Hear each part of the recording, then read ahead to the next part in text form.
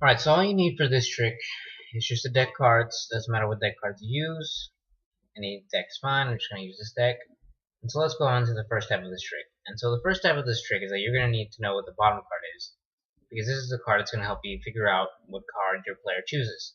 And this would be known as the ace card or key card. I'm just using an ace right now. It doesn't really matter which card you use for the bottom part.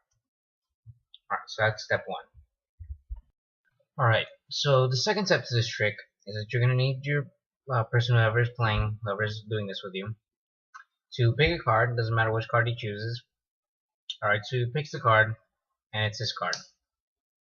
Alright, so you let the person know that this is his card. He remembers it. And that's step two. Alright, so step three of this trick is that you're going to have the person place his card on top of the deck. That's it. That's step three. That's all. Alright, so step four is that once the card has been placed on top of the deck, you ask the person to split the deck in half. Or you can split it, it doesn't matter. Now remember, as you're splitting in half, to remember what the bottom card was, because that's your key card.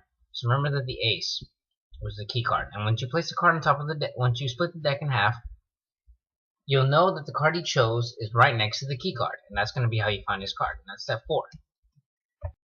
Alright, so the fifth step is that you're going to lay out the cards from the top of the deck, continuing. And you're just going to do this until you find your key card. So you keep going, going. And you keep on doing it. Alright, so we're keeping on, keep moving, not here yet. Alright, so once you've seen the ace card, you're going to know that the card right after the ace card is the one that he chose. So remember that that's the card. And you're just going to keep going for added effect to make it seem more realistic. And once you're done, you scramble the cards up, again for added effect, and you look around for the card, and you choose it, and you pick it. And that's the end of step 5. Alright, so now that you found this card, I'm going to show you the next variation.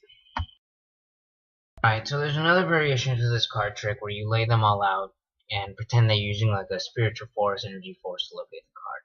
And so to this, you're going to repeat steps 1 through 4, but this is going to be a variation of step 5. So you can begin laying the cards out, and you keep going, until you find the ace card or key card that you chose. Alright, so now that you see the ace card, you're going to notice that the card that the person chose is right next to it, but you're going to keep going just for added effect once again. Alright, so here's the next step of the variation, is that you move your hands around the cards as if you're using an energy or a spiritual force to locate it, and you keep moving around the entire layout of the cards. And once you see that where the ace card is, you focus your energy on that, and then you move on to the 4, or the card that you chose. And that's the end of the variation. And that's all we have for today. Is a transmission.